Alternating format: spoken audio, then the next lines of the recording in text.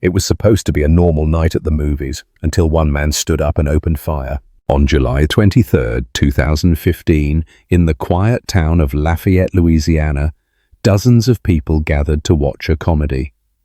The theater was dark. The air was filled with laughter.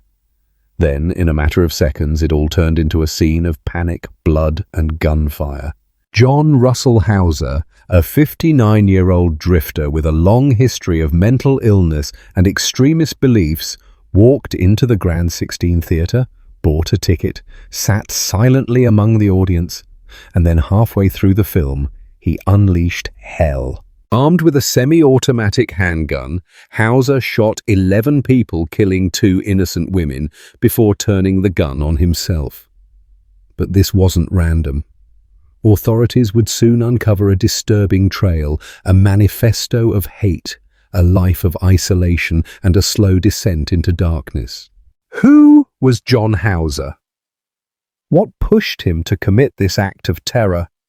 And how did a man with a history of violence, arson, and mental illness legally obtain a weapon and walk into a public theatre unnoticed? In today's episode, we peel back the layers of a case that shocked the nation, not just for the violence itself, but for what it revealed about the cracks in the system and how far one man's hatred could go before someone stopped him. And this is the story of John Russell Hauser, the lone wolf who brought death to the big screen. Stay with us, because this isn't just a mass shooting. It's a warning sign that was ignored for far too long. Rusty. Classification murderer. Characteristics. Gunman kills 2 and himself at movie theatre. Number of victims. 2. Date of murder. July 23rd, 2015. Date of birth. November 22, 1955. Victim's profile: Mayci Breaux, 21, Jillian Johnson, 33, method of murder, shooting. High point: .40 caliber handgun. Location: Lafayette, Louisiana, USA. Status: suicide by gunshot wound to the mouth. The same day, 2015. Lafayette shooting. On July 23, 2015, a shooting occurred at the Grand 16 movie theatre in Lafayette, Louisiana. John Russell Hauser, age 59, opened fire during a showing of the film Trainwreck, killing 2 people and injuring 9 others before committing suicide. The shooting occurred in Theatre 14 during the 7:10 p.m. screening of Trainwreck held at the Grand 16 movie theatre in Lafayette, just 60 miles 97 km west of Baton Rouge. Hauser, 59, went to the theatre alone, bought a ticket 10 minutes late into the movie, and sat for several minutes in the theatre's second-to-last row. Including Hauser, there were 25 people in the theatre and 300 people in the building. Hauser was armed with the high-point .40 caliber handgun and equipped with 2 10-round magazines. Shortly before 7:30 p.m., he stood up, pulled out the handgun from his pants and started shooting indiscriminately while walking down the steps. Hauser fired at least 13 rounds and reloaded once. He killed 2 people and injured 9 others. The first 2 people he shot were sitting right in front of him. The shooting was contained to one theatre. After the shooting ended, Hauser exited the theatre through a side door and apparently tried to head for his vehicle while blending in with survivors. However, upon noticing police sirens, he retreated back inside the building and fired 3 more shots at fleeing moviegoers. Then he committed suicide. Prior to the shooting, 2 police officers were already on duty at the 16-screen multiplex. 4 other officers responded to the scene in less than a minute after receiving a 7:28 p.m. report of the shooting. After witnessing audiences fleeing and hearing gunshots, they made their way in the auditorium. Upon entering the theatre, 2.5 minutes after arrival, they found Hauser dead from a self-inflicted gunshot wound to the mouth. His body remained inside the theatre for several hours. After the shooting, it was found that he had a blood alcohol level of 0.1, while the legal limit is 0.08. Following the shooting, the other local Grand Theatre was also closed while the entire area was locked down as law enforcement officials searched for additional shooters. The Louisiana State Police, the Federal Bureau of Investigation (FBI), the Bureau of Alcohol, Tobacco, Firearms and Explosives (ATF), the Lafayette Parish Sheriff, and Lafayette Police Department police participated in the investigation. Police believe the shooter acted alone but have not confirmed a motive. Upon investigation, officials found that Hauser had been staying in a nearby motel, a Motel 6, and discovered wigs, glasses and disguises. This led officials to believe that he intended on escaping before being cornered by police, leading to his suicide. Furthermore, he illegally switched his license plates near an exit door to the theatre and in his motel room. On late Thursday night, the police investigated Hauser's car, a blue 1995 Lincoln Continental, and found 2 suspicious objects with wires inside. Fearing that the items might be an explosive, the police halted the investigation. On the morning of July 24th, they called the bomb squad who blew up its windows and trunk. Similarly, investigators found 3 objects in the theatre that they feared could be explosives and had them examined with a robot. An apartment complex behind the theatre was evacuated as a precaution. The objects in the theatre and in the car all turned out not to be dangerous. A search of the car later turned up more disguises. Investigators recovered a 39-page journal belonging to Hauser, which contained the name of the theatre and the time and date of the screening of Trainwreck, along with random notes and observations. However, the journal did not provide a clear motive behind the shooting. Investigators were also studying posts he made online to determine a motive for the shooting. They finished processing the crime scene at the theatre on July 27th. Questions were raised about how Hauser was able to obtain the gun used in the shooting. It was initially reported that he had been involuntarily committed for mental health treatment in 2008, which would have legally prohibited him from purchasing firearms.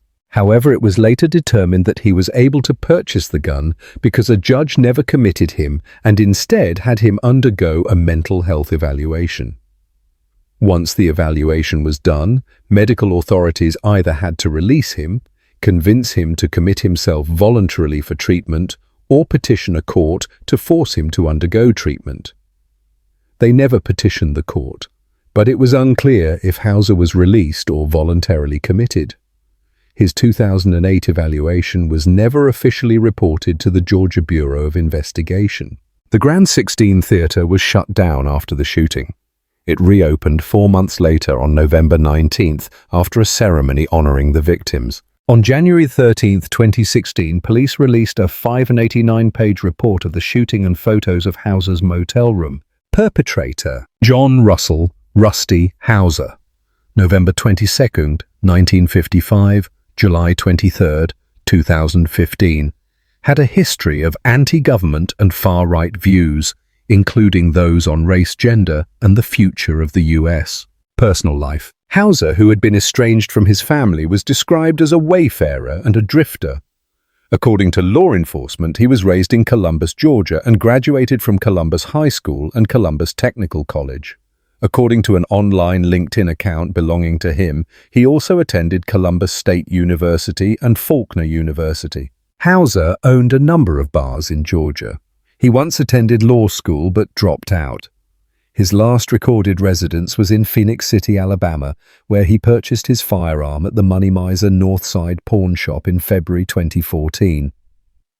In 2006, Hauser tried to get a concealed carry permit, but he was denied it due to his arson arrest and domestic violence complaint. Mental health problems. Hauser was said to have mental health issues for which he was treated in 2008 and 2009. In 2008, Hauser underwent a mental health evaluation.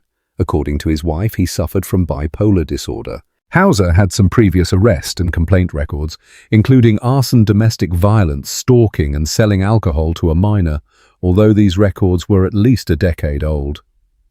In 2008, his wife and daughter, along with his daughter's then-fiancé and his parents, issued a protective order against him during his mental health evaluation. The order cited his violent and erratic behavior and reasoned that he had tried to stop his daughter and her fiancé from marrying. Hauser's wife also hid his guns away from him for protection. After the order was issued, his family members apparently ceased contact with him. In 2014, when Hauser was faced with the threat of eviction from his home in Alabama, he booby-trapped the house by twisting out and igniting the gas starter tube in the fireplace after removing the logs in an attempt to make the house catch on fire.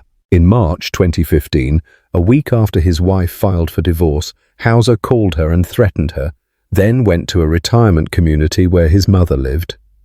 There, he threatened to commit suicide outside if she didn't give him money. The mother called Hauser's wife and was urged by her to have him hospitalized again. Instead, she gave Hauser $5,000. Prior to the shooting, Hauser is said to have entered Louisiana around July 2nd or 3 and spent his time exploring the state along Interstate 10, apparently searching for a location to attack. During the week of July the 13th, Hauser visited a food bank in Lake Charles twice and requested aid from them. He had been at the Grand 16 Theatre at least once before and had also visited several other movie theatres in the state. According to witnesses at one theatre, Hauser was dressed up to look like a woman and was behaving erratically. Hauser also appeared to have made some getaway plans. Hauser's only known connection to Lafayette was an uncle who once lived there but died in 1980. It was believed by investigators that he was traveling to Texas and Lafayette was simply a stopping point. On July 27th, The Hollywood Reporter reported that investigators believed Hauser chose to commit the shooting in a theater playing Trainwreck due to its feminist themes and characters, as well as its lead actor's Jewish background. Hauser was said to have been a misogynist and praised the actions of Adolf Hitler on online message boards. Victims. 2 women were killed by Hauser in the shooting. One died at the scene while the other died at a nearby hospital. They are Mayci Breaux, age 21 of Franklin, Louisiana, who died at the theater. She was a student at Louisiana State University, Eunice, and worked at the Coco Eros boutique. She died from a single gunshot wound. She was accompanied at the theater by her boyfriend Matthew Rodriguez, who was injured in the neck and in the armpit.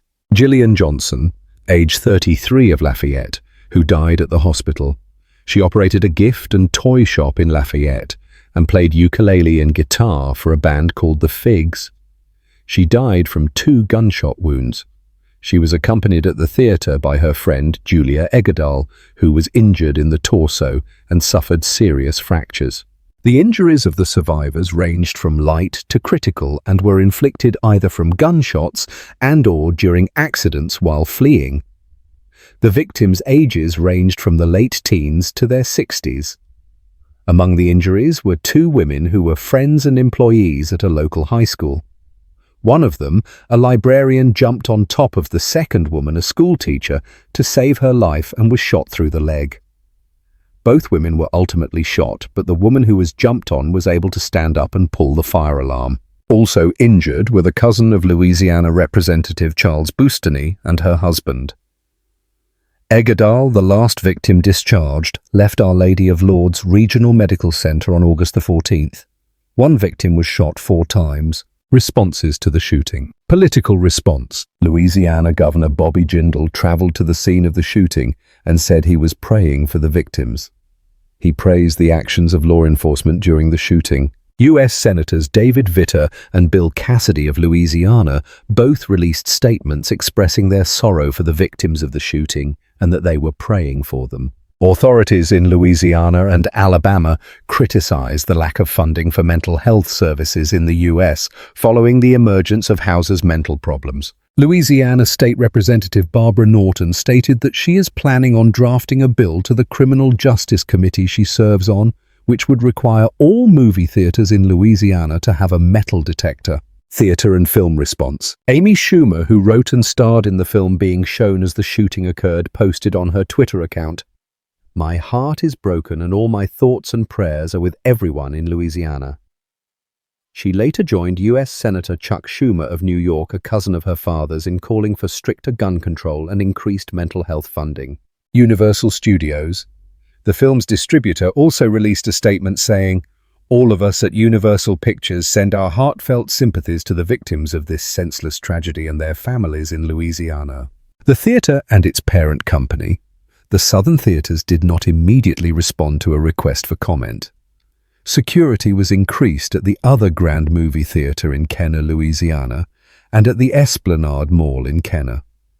They later issued a statement in which they said, "All of us offer our thoughts and prayers to the victims and the community of Lafayette. We are grateful to all local officials and to the governor for their efforts." Gunman kills two and himself at movie theater in Lafayette, La. By Leslie Turk and Liam Stack, The New York Times. July 23, 2015. Lafayette, La.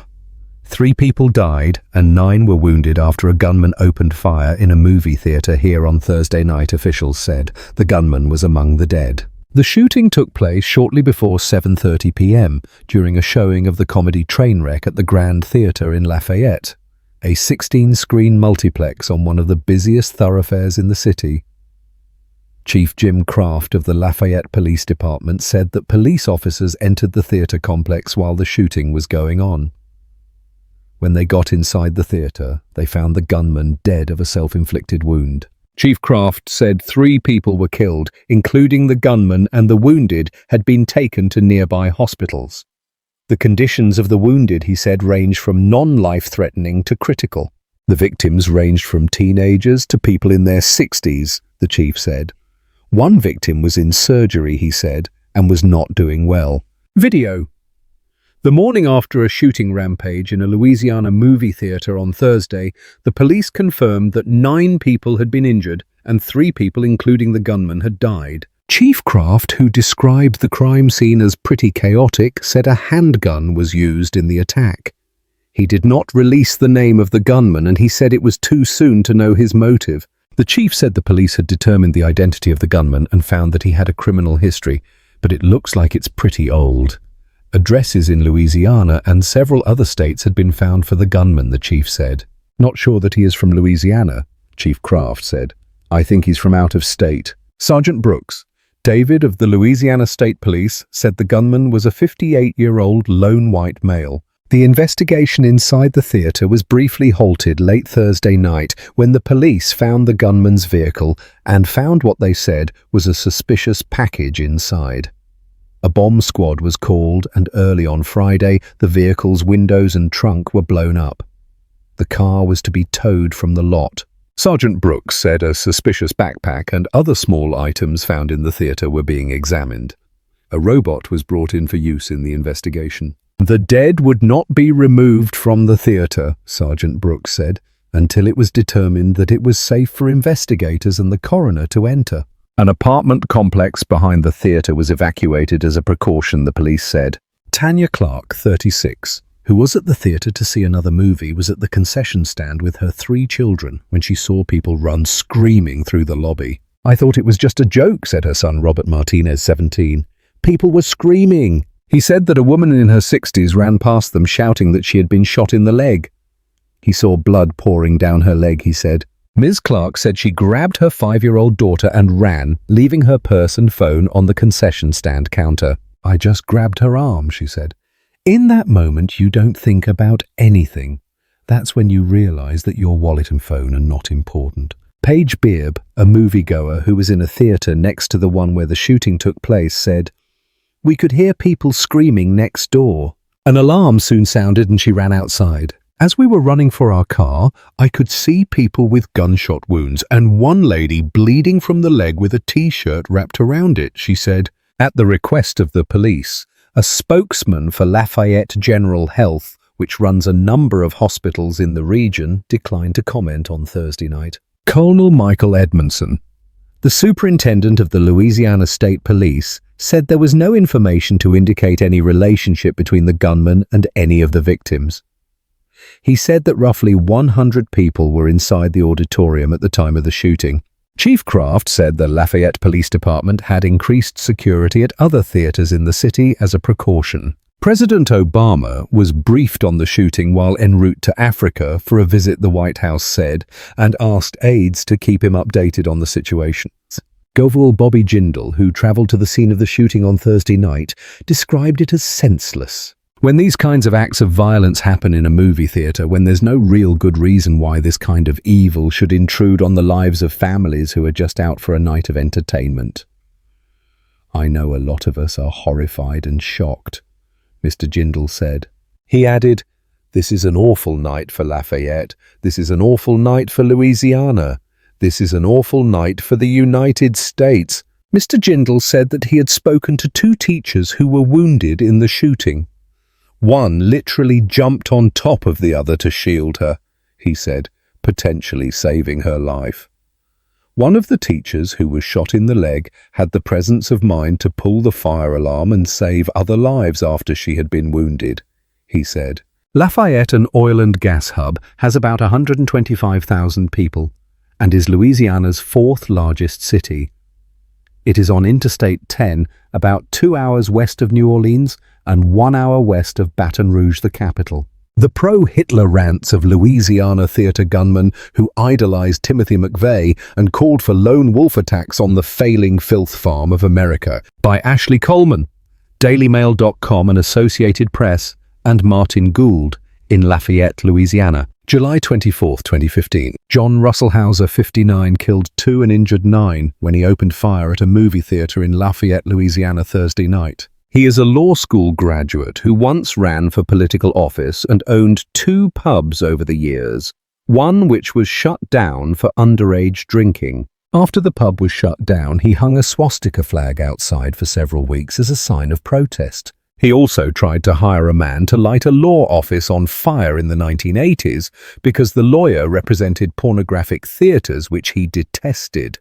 Hauser has also been revealed to be an active online commenter who has professed his distaste with the state of the American economy and morals. He was a supporter of the Tea Party and Westboro Baptist Church while also applauding the actions of Hitler and Timothy McVeigh. Court documents also show that he suffered from mental illness and that his family had him committed to a mental hospital in 2008. His ex-wife, Kelly Maddox Hauser, said she became so afraid of him that she hid their weapons, according to another 2008 court document. John Russell Hauser was both a supporter of the far-right Tea Party, the extremist Christian Westboro Baptist Church, and even Adolf Hitler web accounts connected to the 59-year-old Louisiana theatre shooter reveal. Hauser, who went by the name Rusty, committed suicide Thursday night after opening fire in a screening of the movie Trainwreck at a Lafayette, Louisiana theatre, killing 2 others and injuring 9. Hauser also owned 2 short-lived bars, Rusty's Buckhead Pub,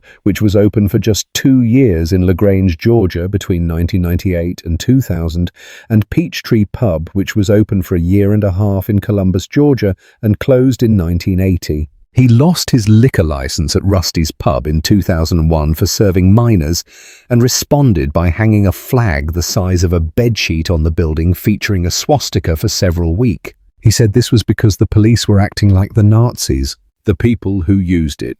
The Nazis, they did what they damn well pleased, Hauser told the LaGrange Daily News of the swastika symbol at the time. Hauser was also arrested on arson charges in the 1980s after hiring a hitman to set fire to the law offices of a man who represented a string of pornographic theatres. The hitman ended up being a police informant. The lawyer, John Swearingen, agreed to not press charges, despite Hauser allegedly saying he did not care if the man died as long as he received mental health treatment. NBC News obtained a 1989 mental evaluation of Hauser in which Swearingen said, "He was very intent on burning down the law office. He was some kind of religious fanatic, and as I recall, he said, God told him to do it." Hauser, the son of a former city tax commissioner and a law school graduate, also ran for office at one point trying to obtain the same position, but withdrew from the election after he was accused of stealing his opponent's lawn signs, and a reporter informed he that the paper would be reporting on his previous arson arrest. He came to many city council meetings, and he was in tune with a lot of issues that were going on in the community, said former Columbus Mayor Bobby Peters.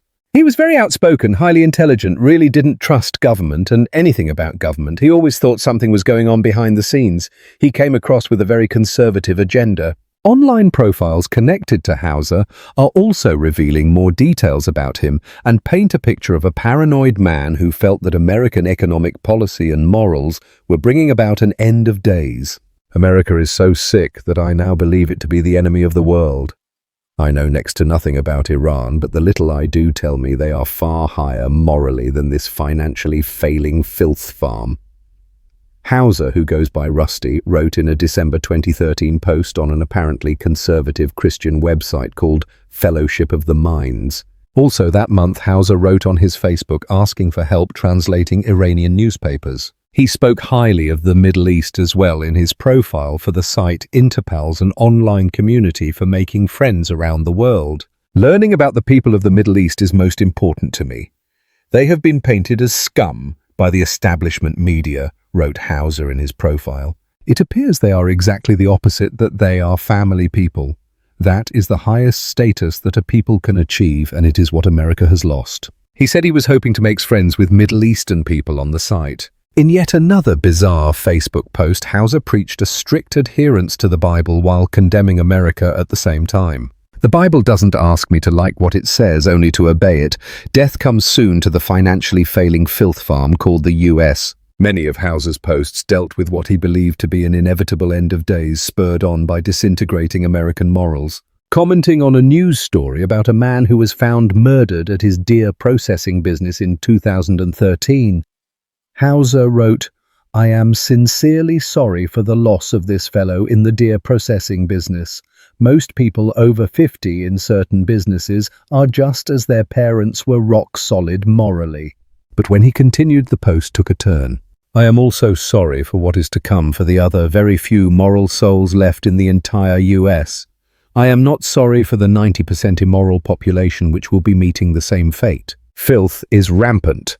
That none have stood against it causes me to take rest in the worst than Mad Max future which approaches," Hauser said. Hauser also had a profile on the conservative website Tea Party Nation, and described himself elsewhere online as very conservative and asked for help finding white power groups. And in a Twitter account connected to Hauser's name, he once voiced support of the extremist Westboro Baptist Church. "The Westboro Baptist Church may be the last real church in America. Members not brainwashed," Hauser wrote. In line with a far-right ideology, Hauser apparently went on a Georgia radio show several times in the 1990s to preach against abortion. Calvin Floyd, who hosted a morning call-in show on WLTZ-TV in Columbus, Georgia, says Hauser also espoused other radical views, including his opposition to women in the workplace. Floyd, now 71, says he would put Hauser on with a Democrat because he could make the phones ring. Floyd described Hauser as an angry man who made wild accusations about all sorts of local officials and topics. "If you gave me 40 names and 40 pictures of people who might have done that, I wouldn't have hesitated to point him out," Floyd told the New York Times in an interview. "I could just sense the anger was there. Maybe I should have been afraid of him. He had a very hostile personality at times." The Southern Poverty Law Center, which tracks hate groups, said it has had John Russell Hauser's name in its files since 2005, when he registered at former Ku Klux Klan leader David Duke's European American Unity and Rights Organization conference. In online forums, Hauser wrote of the power of the lone wolf and expressed interest in white power groups, anti-Semitic ideas, and the anti-gay Westboro Baptist Church, which protests soldiers' funerals, the center said. "Hitler is loved for the results of his pragmatism," Hauser wrote in January on the website stateofmind13.com. "There is no questions of his being the most successful that ever lived. At this time, the US is no more than a financially failing filth farm. Soon the phrase, 'ruling with an iron hand,' will be palatable anew." In another post on the Golden Dawn website, he said, "It is a shame Tim McVeigh is not going to be with us to enjoy the hilarity of turning the tables with an iron hand." On another site, he wrote, "Here is something that is truly funny since I accepted this. It came to me that the president is doing exactly what Tim McVeigh did, only the president is much more effective.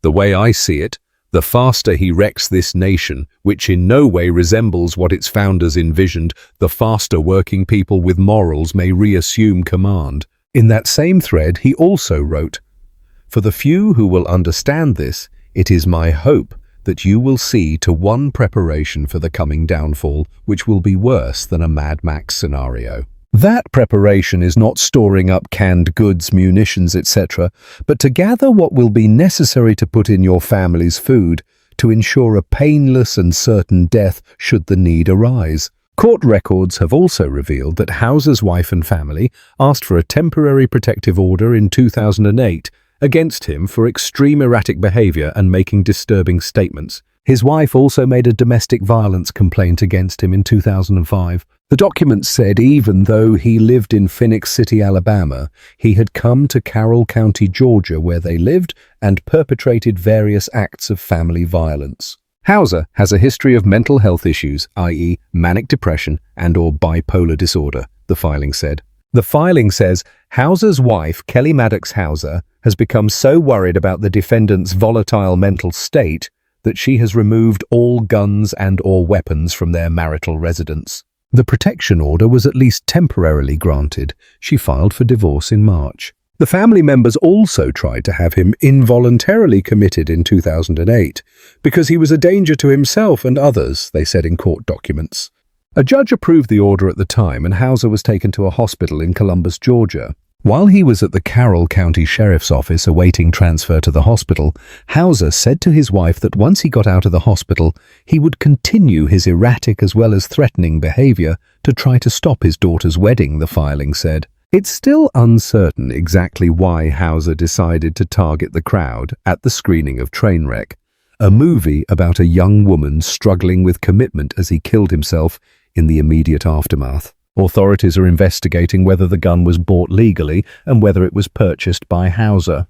It is known that he was denied a concealed carry permit in Alabama in 2006, according to the sheriff of Phoenix City, where Hauser last had an address.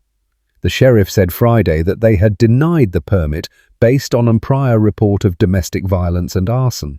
He also confirmed that Hauser had been getting treatment for mental illness in the area in 2008 and 2009. Police say that Hauser was a drifter and that his last residence was in Phoenix City, Alabama. They say he had been staying in a hotel in Lafayette since early July, and that his only connection to the area was an uncle who once lived there but has been dead for 35 years. While he has a long criminal history, police say Hauser hadn't been arrested very recently. His past charges include selling alcohol to a minor and arson, arrests that date back 10 to 15 years. In Alabama, records show Hauser had 4 speeding tickets and 1 no-seatbelt ticket between 1981 and 2003. Alabama court records show Hauser filed a small claims court lawsuit in 2004 claiming he was injured when he donated plasma at a Phoenix City donation center. He asked for $1,800 to pay his emergency room bill and for a narcotics prescription. The case was settled according to court records. On his LinkedIn profile, Hauser describes himself as an entrepreneur who holds degrees in both accounting and law. But his last listed job was as a real estate developer nearly a decade ago. Columbus State University in Columbus, Georgia, said the gunman John Russell Hauser earned an accounting degree from there in 1988. His brother Rem Hauser told CNN he just saw his brother last month for the first time in 10 years. He just needed some money to continue moving on, living, surviving, so we gave him some, and that was the last we heard of him. We hadn't heard of him in probably 10 years prior to that and hadn't heard from him since, he said. He then revealed that after giving his brother the money, he did not speak with him again. The mother of Hauser also sent him $5,000 in recent weeks while he was scrounging round food banks in towns throughout Louisiana, police revealed late Friday. Hauser, who was living in a $54 a night Motel 6 on the outskirts of the university town, was clearly hurting for money, said Colonel Mike Edmondson, the head of the Louisiana State Police. It was $5,000 in cash. Edmondson told Daily Mail Online after a press conference outside the Grand Theatre, where less than 24 hours earlier, Hauser had emptied 2 10-round magazines into a crowd watching the comedy movie Trainwreck. It is also known that Hauser, who police describe as a drifter, went to a church-run food bank in Lake Charles, Louisiana, 75 miles east of where he carried out his deadly rampage where he got cash and food. Police know that Hauser 59 had planned an elaborate exit. He parked his car on the west side of the 16-screen megaplex right next to an emergency exit which led directly from Theatre 14 where Trainwreck was showing. He left the keys onto one of his tires so he could quickly grab them and drive away. Inside was a wig he could put on to hide his identity. But two police officers, a sergeant and a patrol officer, were already in the parking lot, comparing notes when the 911 call came through alerting cops to the shooting. They rushed in as he was coming out. He re-entered the theatre, fired 3 more rounds, and with the 4th round he took his own life, said Lafayette Police Chief Jim Kraft, Edmondson and Louisiana Gov. Bobby Jindal spoke to reporters minutes after touring the theatre. Edmondson said he saw Kraft close to tears as they saw how audience members had abandoned their soft drinks and snacks and ran for their lives. That debris remained in the blood-spattered theatre. In the lobby, a woman's purse still sat at the concession stand where it had been abandoned. One room was still set up ready for a children's birthday party. "I followed the chief in there," said Edmondson. "This was the first time for him to go into that particular theatre, and this is his town. I know him well as a friend and as a father, but this was a horrific scene in there, to see where the projectiles were the sticks coming out of the seats, to see the blood on the floor, to actually smell it. I watched his reaction. I watched him take it all in. This is a small town right near a university, and that is why we must do everything we can to bring closure to these families." There were more than 100 people in the theatre complex, 25 of whom were watching the Trainwreck screening. None of those were armed, said Kraft. Off-duty police normally provide security at the theatre on Friday and Saturday nights only, he said. As Thursday is a relatively light night for attendance, there was no security in the complex. Edmondson said state police have been combing through Hauser's online comments. He makes rants about the government. He makes rants about different situations around the United States and around the world. We will pull each one of those out. We will interview as many people as possible. He said they had already started to investigate in Lake Charles and Baton Rouge, towns he is known to have visited. Why was he there? Who was he talking to? What can we get out of that as we put this puzzle that has many, many pieces back together? 2 women were killed and 9 others hit by bullets. All of those are expected to survive. Kraft said 4 have been released from the hospital. 3 are now in stable condition and the 9th is critical. But that may perhaps be upgraded to guarded tonight, said Kraft. Kraft said the fact only 2 people lost their lives was something of a miracle. Jindal put it down to the heroics of the 2 officers who ran toward danger, not away from it, and the fact that the city police had recently bought special kits to care for officers downed by gunfire. Those kits were used to help the victims, and Jindal said saved many lives. Hauser used a high-point 40 caliber semi-automatic handgun, said Kraft. It was bought legally at a pawn shop in Phoenix City in February 2014. All 20 shots from the 2 magazines were fired, said Kraft. 15 of those shell casings have been recovered. Police believe he deliberately picked a seat toward the back of the theatre so he could shoot those in front of him. Breaux was sitting directly in front of Hauser with her boyfriend Matthew Rodriguez. "This wasn't a sudden burst," said Jindal. "It appears this was slow and methodical. This was a gunman who took his time. It was barbaric an execution." Now cops are reconstructing the scene inside the theatre. "Our investigators have been able to determine which seats people were in when they were shot," said Kraft. "Once we are able to interview witnesses regarding where they were seated, we will be able to recreate the scene in the theatre just seconds before the shooting took place." Pat Gregory, a spokesman for Faulkner University in Montgomery, Alabama, said Hauser enrolled in the college's law school in 1994 and graduated in 1998, but the Alabama State Bar said it did not have record of Hauser ever applying to take the bar exam. Overnight, police searched his 1995 blue Lincoln Continental and motel room for possible explosives and found nothing. They also went to Alabama to interview his family and friends, but it appears he has become estranged. Exclusive brother of Trainwreck Gunman says he was on a slow march to the dark side as neighbor reveals Murderer by Louise Boyle. Daily Mail Online, July 26, 2015. Killed 300 koi carp from his pond and spread the body parts around. Rem Hauser spoke to Daily Mail Online from his lakeside home in Hamilton, Georgia on Saturday. "We want answers too, but we are not going to get answers," he said. Rem Hauser said that he believed his estranged sibling had been on a slow march to the dark side. Another neighbor said he has about 300 koi carp in his pond, and he killed them, then started spreading the fish parts everywhere. The brother of the man who killed 2 women and injured 9 others in the Louisiana movie theater shooting told Daily Mail Online today that he believed his estranged sibling had been on a slow march to the dark side. Rem Hauser spoke to Daily Mail Online from his lakeside home in Hamilton, Georgia on Saturday about John Russell Hauser, 59. John Hauser opened fire at the Grand Theatre in Lafayette on Thursday night, where more than 100 people were watching the 7 p.m. screening of the movie Trainwreck. John Hauser killed Jillian Johnson, 33, and 21-year-old Mayci Breaux before taking his own life when cornered by police. His brother Rem struggled to comprehend his brother's actions and said that his family were praying for the families of the 2 women who had been killed, along with those victims recovering in hospital. Rem Hauser said, "We want answers too, but we are not going to get answers. How can you get answers out of somebody who has been mentally ill? This has been going on for 20 years with our family. We have been separated from him, John Hauser, for probably 20-something years." Rem Hauser described growing up with his brother known as Rusty in suburban Georgia. "Growing up, we were middle Americans, an average family. Rusty played sports. I played sports," he said. "Everything was great, then he started getting dark on us and went quiet after college. He just started drifting out on us. I don't know what happened. I don't know what mental illness or any of that. He just started separating from us. We didn't have any problems. We weren't mad. He wasn't mad. He just went quiet on us. He went from a very active, fun guy to be around to very quiet and calm socially. I think a lot of it comes with age.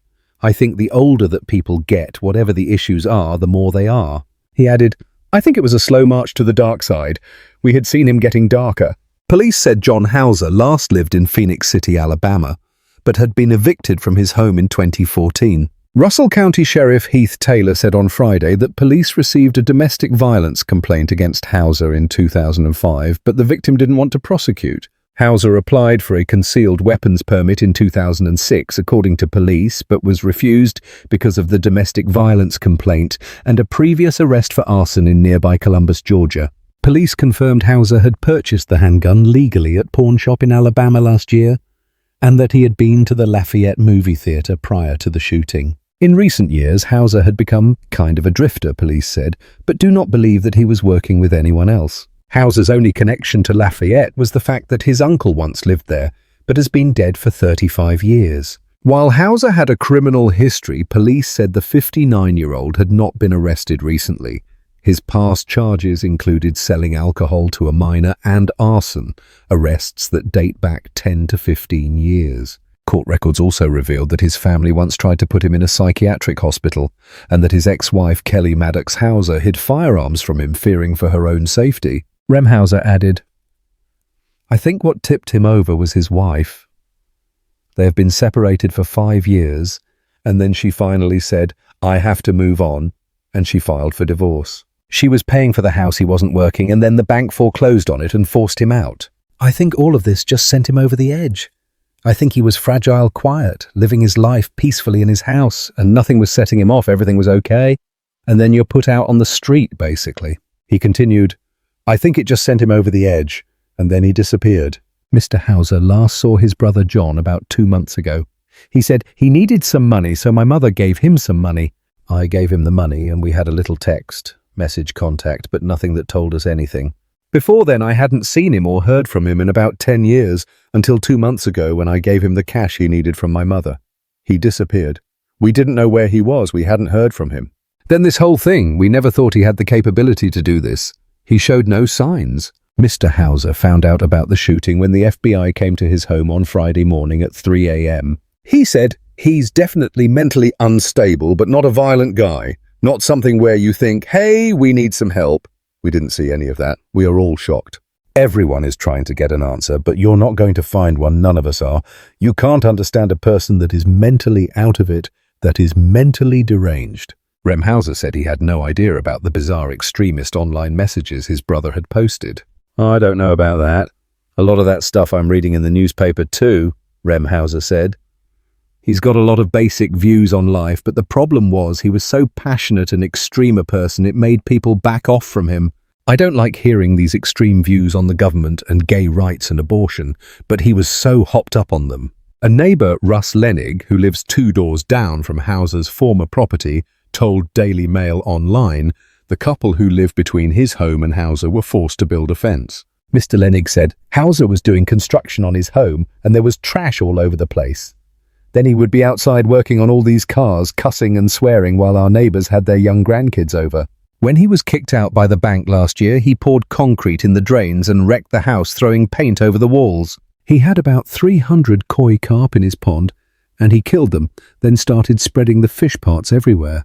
Mr. Lenig said Hauser had once stopped him in the street and offered to let his family use his pool, but that he had turned down his offer. Police confirmed that after Hauser was evicted from his Phoenix City home in 2014, he returned and caused damage, including pouring concrete in plumbing pipes and tampering with a gas line. Reverend Brady Baird, the pastor of Somerville United Methodist Church, which stands on the corner of Hauser's Street, told Daily Mail Online that he was a quiet neighbour.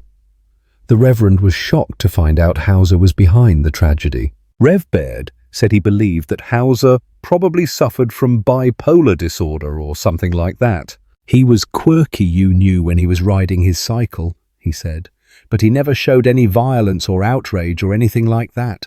The Reverend said that Hauser was evicted from the home in 2014. He added, "We didn't know where he was. Not that we were worried about it. He got evicted and he was just gone, and he didn't say anything." What happened inside that movie theatre in Lafayette wasn't just an act of violence, it was a tragedy born from silence. John Russell Hauser didn't suddenly snap. There were years of warning signs, violent outbursts, extremist rants, mental health red flags, and a growing list of people who feared what he might do. But the system failed. The safeguards weren't strong enough. And 2 innocent lives, Mayci Breaux and Jillian Johnson, paid the price. This wasn't just a shooting, it was a preventable horror. And while Hauser ended his own life that night, the emotional scars he left behind still linger in the victims' families, in the survivors, and in a community that will never forget what was stolen from them in just a few seconds. We tell stories like this not to glorify the killer, but to remember the victims, to learn from the failures, and to ask the questions that no one wants to answer until it's too late. If this story moved you, please like, share and subscribe to support our work in telling real stories that matter.